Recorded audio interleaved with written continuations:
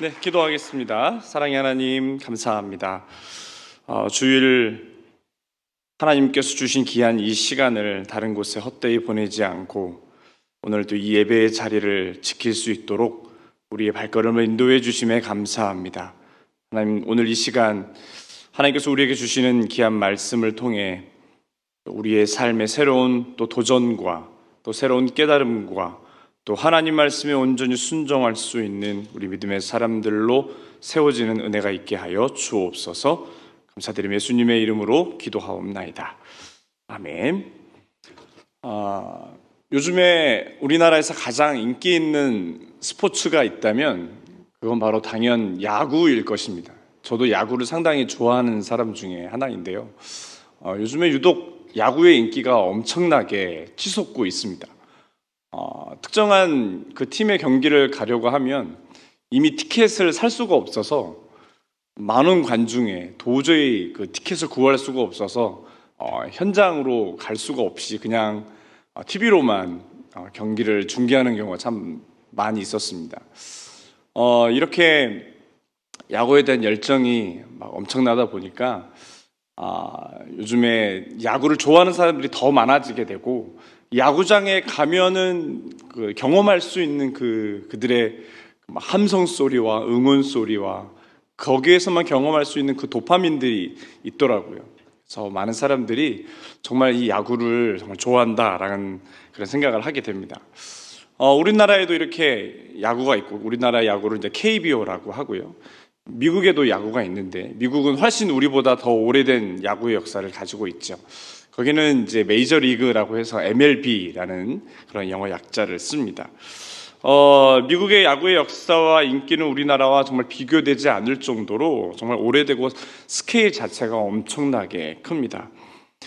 이 메이저리그가 엄청난 인기를 끌었던 이유 중에 하나는 그곳에서 뛰는 선수들이 세계 최고의 기량을 가진 선수들이 모인 곳이기 때문이죠. 세계에서 나 야구 좀 한다라고 하는 사람들이 다 모여있는 곳이 바로 이 MLB 경기가 되겠습니다. 미국 사람들은 그들의 수준 높은 그 경기와 플레이에 열광을 하고 함성을 지르게 됩니다. 이 메이저리그에 우리나라 선수들도 몇 명 가 있는 걸로 저는 알고 있습니다.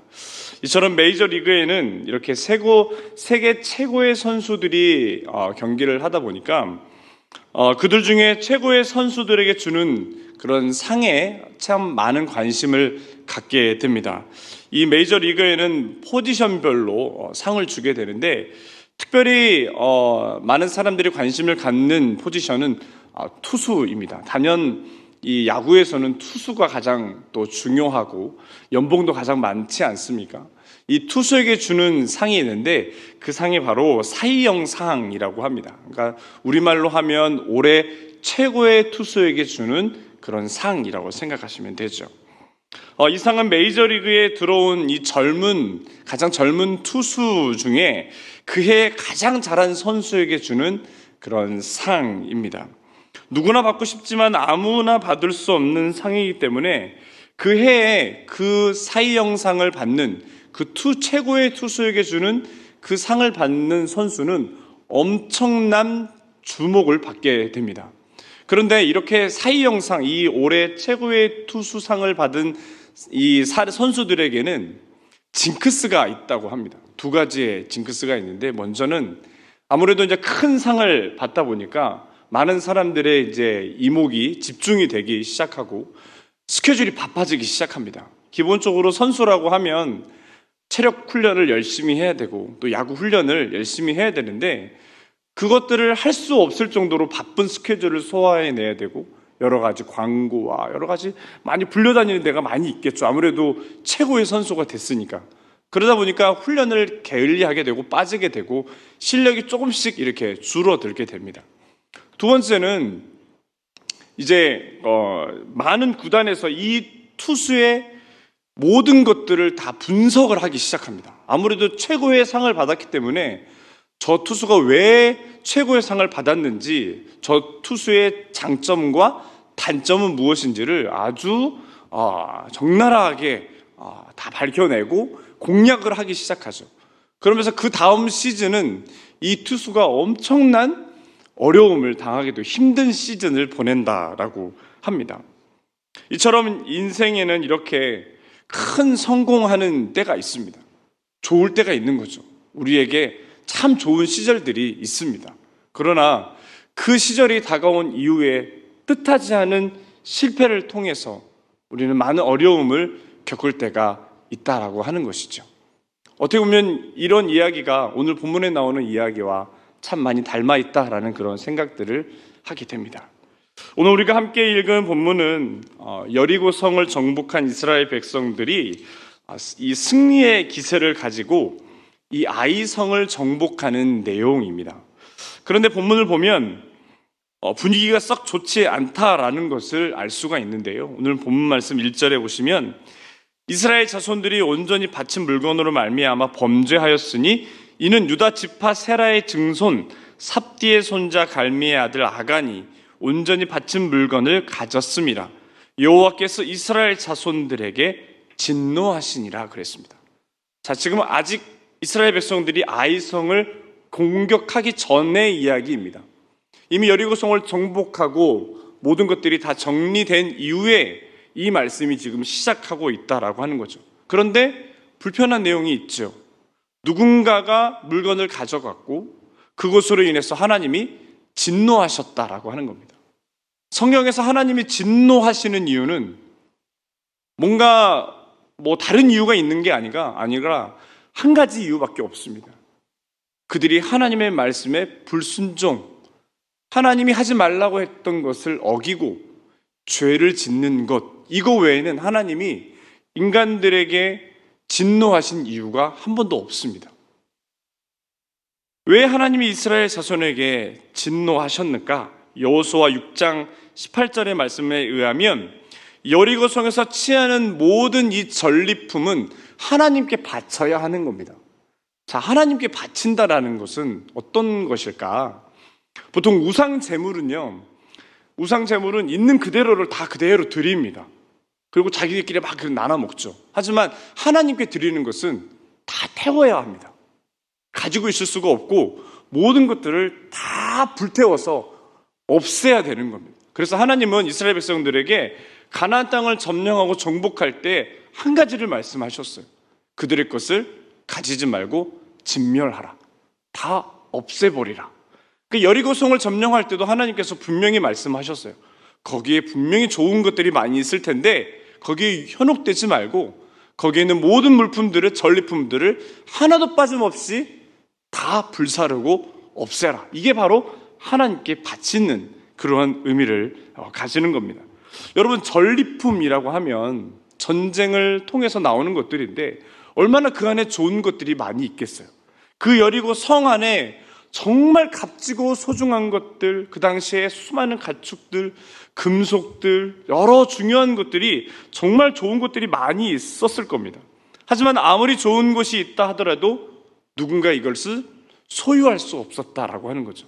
다른 이방 민족들은 전쟁을 하는 이후에 그 전리품을 다 나눠 가느라고 바쁘지만 하나님의 백성, 이스라엘 백성들은 하나님이 말씀하신 것이 있기 때문에 그 전리품을 자기의 소유로 가질 수 없었다라고 하는 겁니다. 일반적으로 전쟁에서 승리한 쪽은 이 전리품들을 다 가질 수 있는 권리와 자유가 있습니다. 하지만 하나님은 이것을 허락하지 않고 있다라고 하는 것이죠. 그런데 이 이스라엘 백성 중 한 사람이, 그것도 이스라엘 지파 중에 장자의, 어떻게 보면 가장 크고 가장 유명한 지파에서 한 사람이 이것을 어기고 물건을 몰래 가져다가 집에 숨겨두었던 것입니다. 다른 사람들은 속일 수 있죠. 사람의 눈은 얼마든지 속일 수 있지만 하나님의 눈은 속일 수가 없었습니다. 그래서 하나님은 그것으로 인해서 진노하셨고, 그것으로 인해서 누구도 예상하지 않았던 일들이 이제 일어나게 되었던 것이죠. 자, 이스라엘 백성들이 이제 여리고성을 점령을 했습니다. 그리고 그 다음에 여리고성 다음에 이제 정복해야 될 성이 있었는데 그 성이 바로 아이성이었습니다. 이 아이성은 여리고성에서 북서쪽으로 약 15km 정도를 가야 합니다. 떨어진 곳이죠. 해발 518m가량의 산지에 있는 그런 성이었습니다. 당시 이 아이성은 뭐 우리말로 이제 아이성이라고 돼 있어서 뭔가 진짜 작은 것처럼 보이지만 실제로 작은 규모의 성이었습니다. 여리고 성과는 좀 비교가 안 될 정도로 규모가 작은 성. 그렇기 때문에 이스라엘 백성들이 그 작은 성을 보고 만만하게 여길 수 있었던 것이죠. 그러면서 이제 그곳을 정탐하고 난 다음에 다음과 같은 결정을 내리게 됩니다. 3절에 보면 그들이 여호수아에게로 돌아와 이르되 백성을 다 올라가게 하지 말고 2-3천 명만 올라가서 아이를 치게 하소서. 그들은 소수이니 모든 백성을 그리로 보내어 수고롭게 하지 마소서 함으로 그랬습니다. 아이성을 정탐하고 온 사람들이 이렇게 이야기하는 거예요. 그 성이 작고 별거 없으니까 굳이 우리 모든 군사들을 다 동원할 필요가 있냐. 2-3천 명만 올라가서 치면 금방 쉽게 우리가 승리할 수 있을 것이다 라고 그들은 장담하고 확신하고 있었던 거죠. 근데 저는 이 부분을 읽으면서 좀 불편한 부분이 생겼습니다. 이들은 어떻게 이것을 이렇게 굳게 확신할 수 있었던 걸까? 사실 이스라엘 백성들이, 여러분 성경을 보시면 이스라엘 백성들이 광야를 지나오면서 출애굽을 해서 광야를 지나오면서 그들이 어떤 많은 전쟁을 치렀던 민족도 아니었습니다. 그래봐야 아말렉 민족하고 싸운 것, 그거 외에는 실제적으로 이들이 전쟁을 많이 했다라는 그런 기록 자체가 없고 이들에게 어떤 특별한 전략과 전투 기술이 어떤 무기가 있었던 것도 아니었습니다. 그런데 어떻게 이들이 이런 어떤 2-3천 명만 올라가도 충분해라는 그런 생각을 그들이 가질 수 있었느냐라고 하는 것입니다. 여러분, 그들에게 특별한 어떤 전투력이나 능력은 없었습니다. 그들이 여리고성을 정복할 수 있었던 것은 하나님의 말씀에 순종했기 때문이죠. 온전히 하나님의 그 능력을 믿고 의지하며 나아갔기 때문에 그들은 여리고성을 무너뜨릴 수 있었던 것입니다. 이런 내용을 그들이 너무나 잘 알고 있다면 그들이 지금 이 상황에서 아이성을 우습게 봐서는 안 되었던 것입니다. 아이성을 쉽게 봐서는 안 되었던 거죠. 아이성을 쉽게 봤다는 것은 인간적인 그런 시선으로 그들을 바라봤던 겁니다. 인간의 눈으로 봤을 때 저들은 게임이 되지 않는, 도저히 우리의 상대가 되지 않는 그런 적이라고 스스로가 판단을 해버리고 말았던 거죠. 정탐꾼을 보내서 여러 가지 상황을 파악하는 것은 당연히 해야 될 일이었지만 성경에 보면 뭐라고 그랬냐면 전쟁은 하나님께 속한 것이라고 분명히 말씀합니다. 그리고 하나님이 하시는 전쟁은 사람의 많고 적음에 달려있지 않다라는 것을 기억한다면 지금 그들이 해야 될 일은 무엇을 도전하고 순종해야 하는가를 하나님께 먼저 구해야 했을 것입니다. 2-3천 명만 있으면 충분히 이길 수 있다라는 그러한 생각이 아니라 아이성을 공격하기 전에 그들이 여리고성 앞에서 했던 것처럼 하나님 앞에 기도하고 하나님의 말씀이 무엇인가를, 하나님께서 우리에게 무엇을 말씀하시고 우리는 무엇을 순종해야 되는가에 귀를 기울이고 집중해야 됐어야 되는 것이죠. 그런데 그들은 이런 모습이 전혀 보이지가 않습니다. 왜 그랬을까요? 이미 여리고성을 정복한 그 기세가 있었습니다.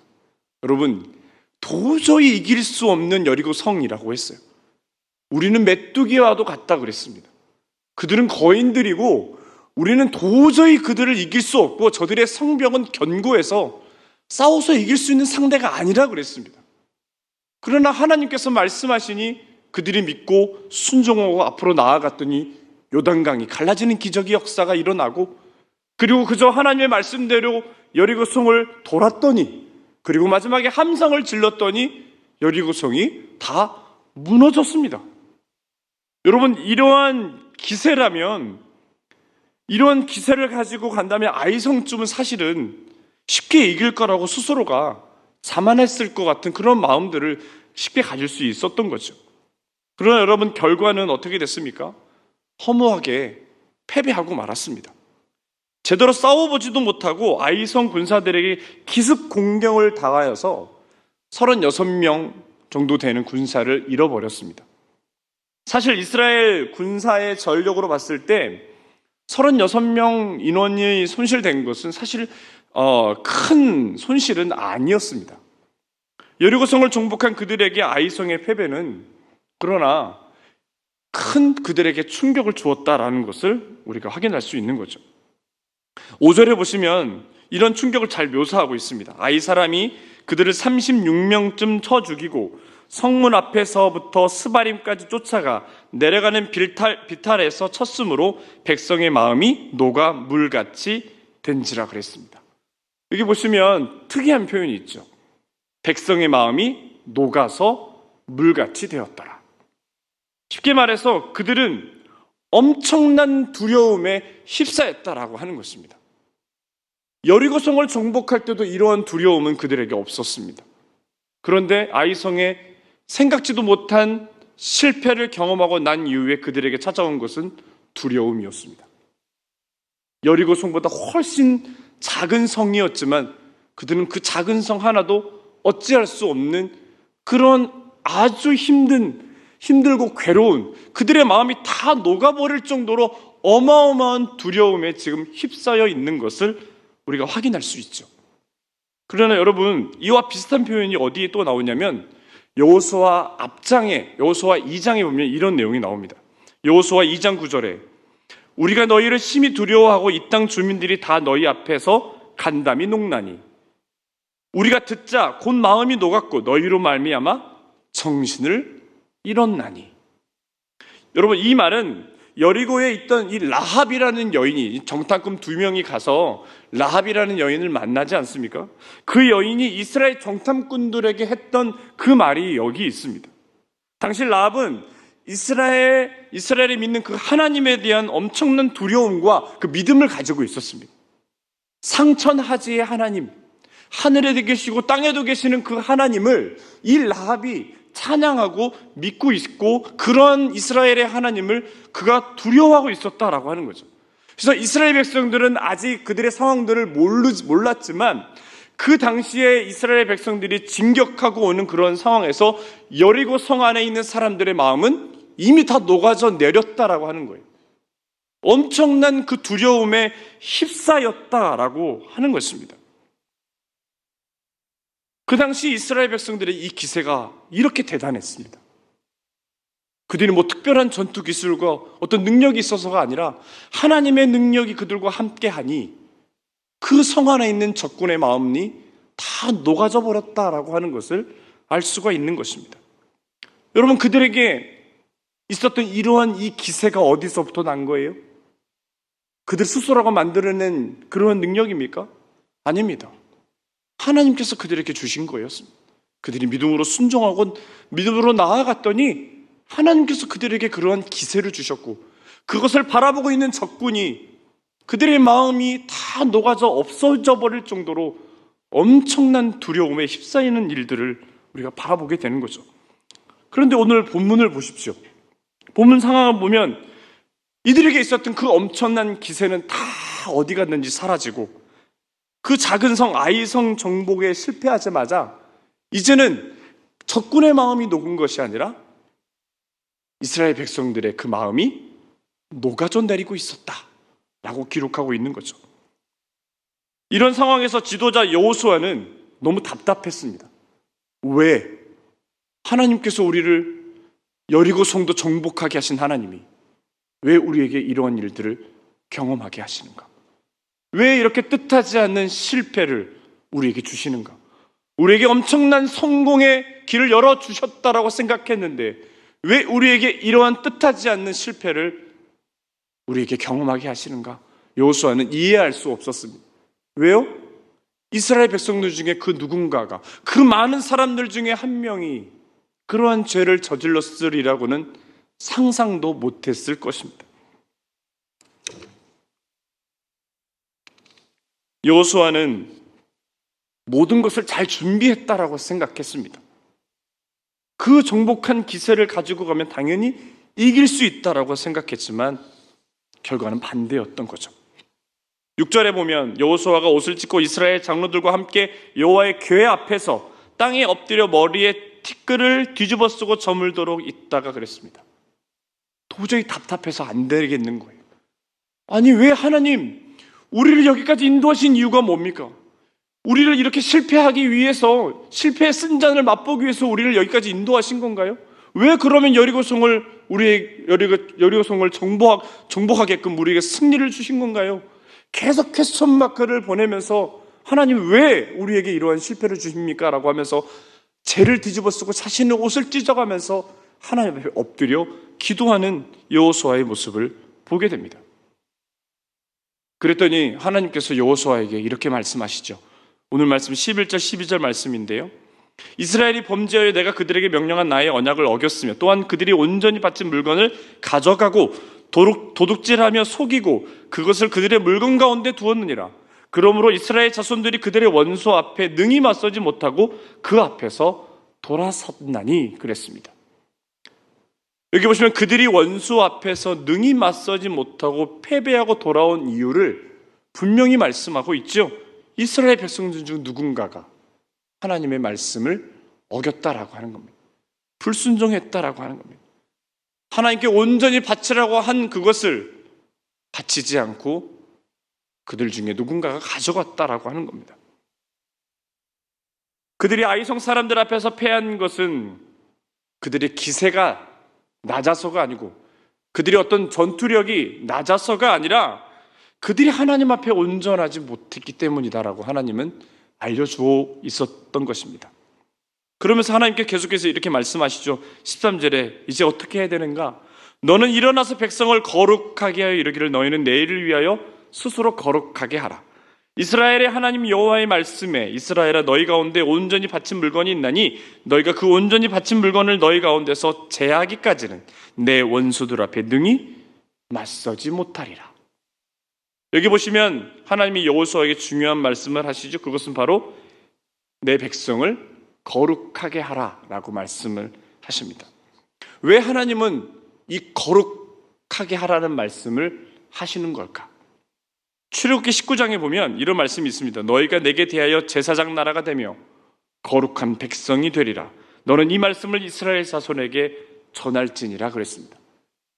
하나님께서 이스라엘 백성들을 애굽에서 꺼내 오셨고 그들을 자유케 하셨고 하나님의 백성으로 삼으셨는데, 그들을 하나님의 백성으로 삼으신 가장 중요한 그들을 향한 하나님의 큰 비전은 뭐였냐면 세계 열방 가운데 그들이 거룩한 백성이 되는 겁니다. 구별된 하나님의 민족으로 살아가는 겁니다. 그 당시에는 수많은 우상 숭배가 있었습니다. 오늘 또 목사님께서 낮에 설교하실 때 우상 숭배에 대한 말씀을 하지 않았습니까? 그 당시에는 어마어마한 우상들이 많이 있었습니다. 왜? 그들의 인생에 그들의 미래가 불안하니까 자꾸만 눈에 보이는 것들을 붙잡을 수밖에 없습니다.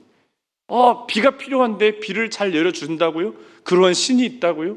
근데 실제로 그들이 그렇게 했더니 어떨 때는 비가 막 내리는 때도 있는 거죠. 사람들이 거기에 현혹될 수밖에 없습니다. 그런 것들을 그들이 붙들 수밖에 없었던 거죠. 이러한 상황에서 하나님께서 그들에게 명령하시기를 너희는 그들과 달라야 해. 너희는 그들과 다른 모습으로 살아야 돼 라는 것을 말씀하시고 너희는 거룩한 백성이 되리라 라는 하나님의 비전을 그 출애굽기 19장에서 시내산 위에서 그들에게 선포하셨던 것입니다. 그런데 여리고성을 정복하고 승리에 도취한 나머지 그 유다 지파의 아간이라는 사람이 하나님의 말씀에 불순종함을 통해서 이 거룩한 나라의 백성이 되게 하시려는 그 하나님의 그 계획이 지금 깨지고 말았습니다. 하나님께서 그들을 이끌어 가시는 그러한 상황이었는데 그 작은 죄로 말미암아 하나님의 비전이 지금 실행되기가 어려운 상황 속에 놓이게 된 것이죠. 여러분, 신학적으로 거룩이라는 것은 하나님의 속성을 말합니다. 원어적으로는 이것이 잘라내다, 분리하다라는 그러한 의미가 있습니다. 그래서 하나님은 그들이 다시 거룩함을 회복하기 위한 그런 방법들을 제시하고 있는 거죠. 그게 뭐였습니까? 거룩을 회복하기 위해서는 너희 가운데 있는 그 물건을 제거하라 라고 말씀합니다. 그러면서 하나님은 하나의 조건을 달았죠. 만약 너희가 그렇지 않으면, 그것을 제거하지 않으면 능히 맞서지 못하리라. 다른 말로 하면 그들 안에 있는 죄와 불순종을 제거하지 않으면 너희는 아무것도 할 수 없으리라. 아무리 많은 군사가 있어도, 상대가 아무리 삭고 하찮아 보여도, 너네가 다 할 수 있을 것 같아도 너희는 거기서 실패를 경험하게 되리라. 너희는 아무것도 할 수 없는 그런 상태에 서게 되리라. 여러분, 오늘 본문에서 주시는 도전은 다른 게 아닙니다. 바로 온전한 순종입니다. 인간의 마음에는 순종하고자 하는 마음보다는 사실은 불순종의 길로, 세상의 길로, 자기 중심의 길로 가려고 하는 그런 인간의 악함과 교만한 마음들이 누구에게나 다 있습니다. 여러분, 이것을 제거하지 않고 우리의 인생을 성공적으로 뭔가 하나님의 은혜를 받으려고 하는 그런 마음으로 우리가 살아간다면, 여러분, 우리는 세상에 나가서 아무것도 할 수 없는 그런 사람들이 되고 마는 겁니다.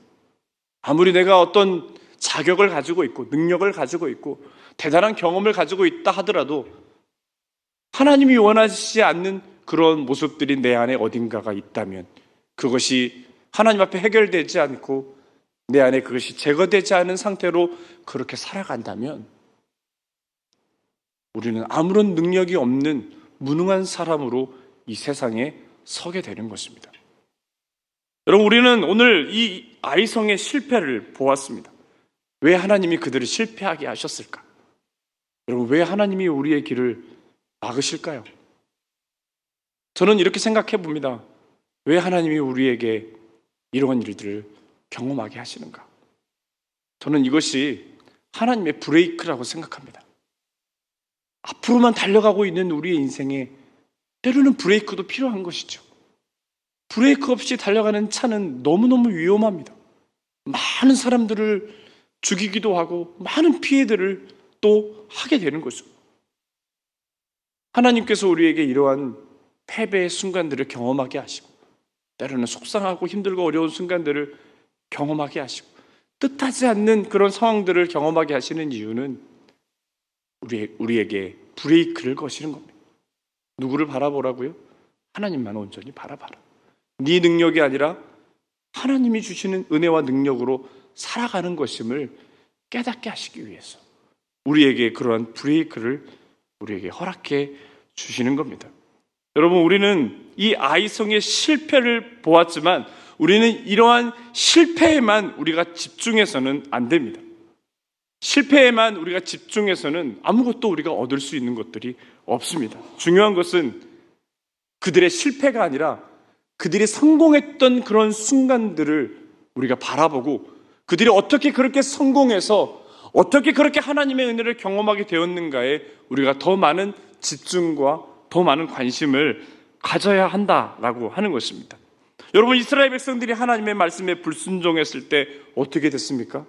적군의 마음이 녹은 게 아니라 그들 자신의 마음이 녹아버렸다고 그랬습니다.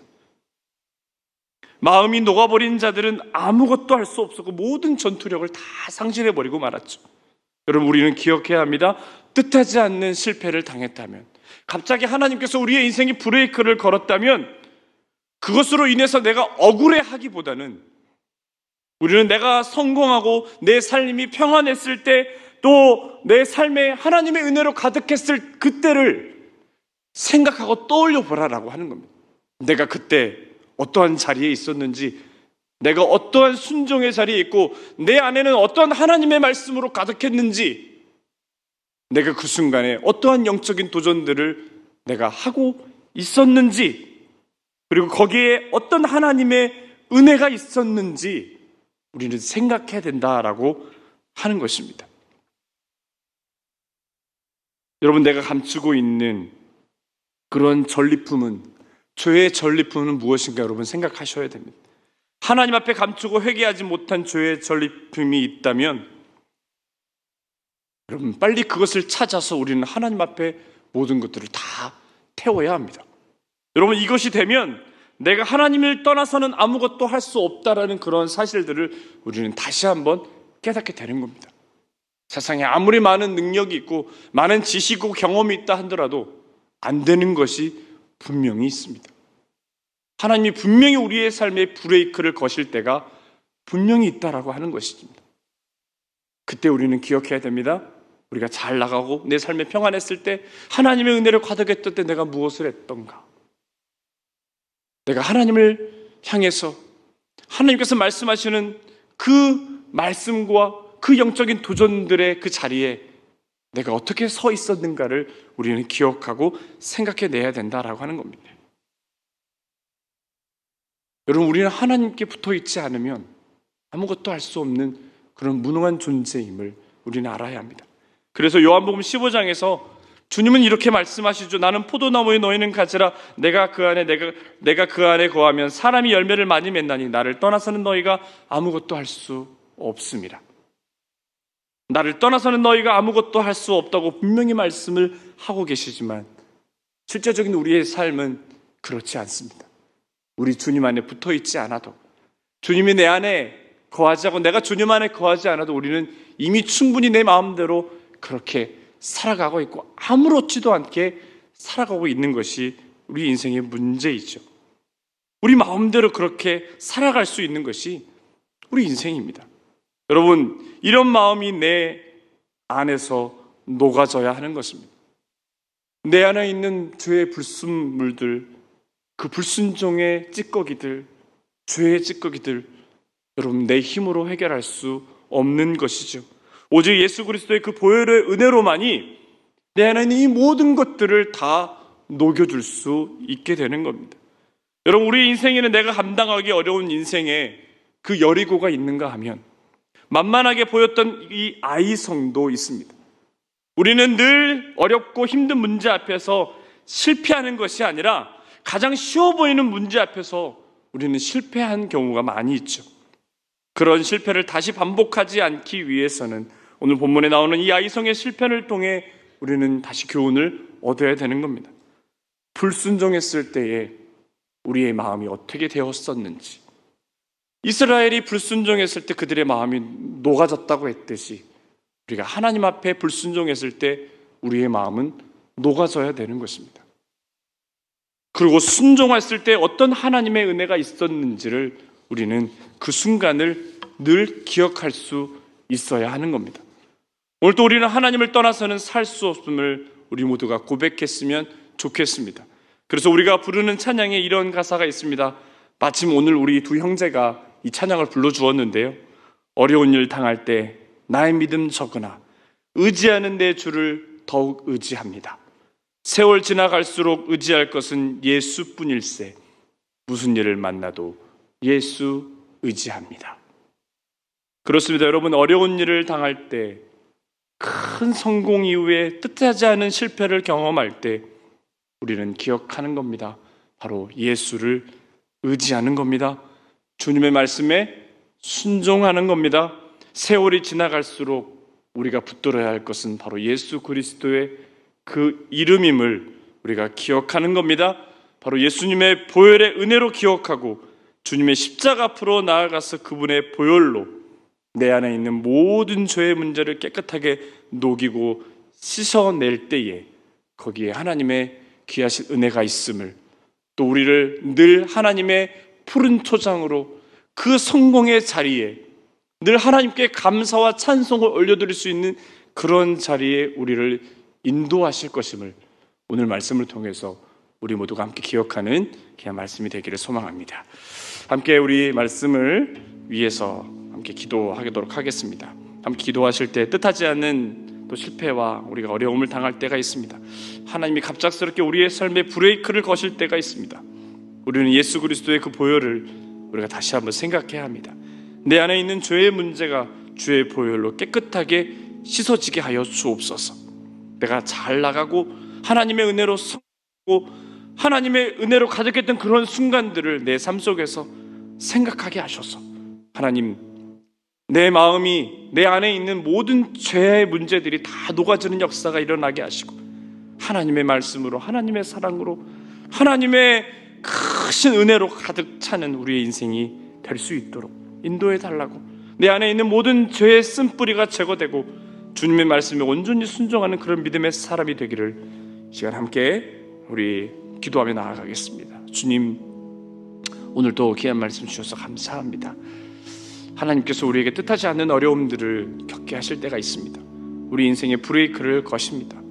그럴 때마다 우리는 실패의 순간들을 바라보면서 왜 이런 어려움들을 주시는가를 우리가 늘 생각하고 다시 실패하지 않기 위해 뭔가를 찾아 나섭니다.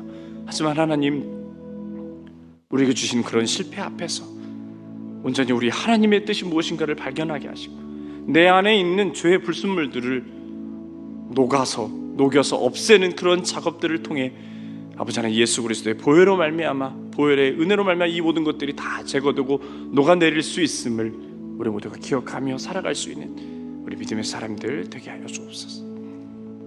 하나님 아버지 은혜와 사랑을 감사드립니다. 저는 한 주간도 지켜주시고 오늘 또 거룩하고 복된 주일 다른 곳에 있지 않고 아버지의 집을 기억하며 예배의 자리에 올 수 있도록 우리의 발걸음을 인도하셔서 감사합니다. 주신 말씀을 기억합니다. 당연한 성공도 없고 당연한 실패도 없습니다. 오직 하나님의 은혜로 하나님의 말씀에 순종하는 자들에게 주시는 그 은혜임을 알게 하여 주옵소서. 내 안에 있는 죄의 불순물을 예수 그리스도의 보혈로 녹이게 하시사 거룩한 하나님의 백성으로 구별된 삶을 살게 하여 주옵소서.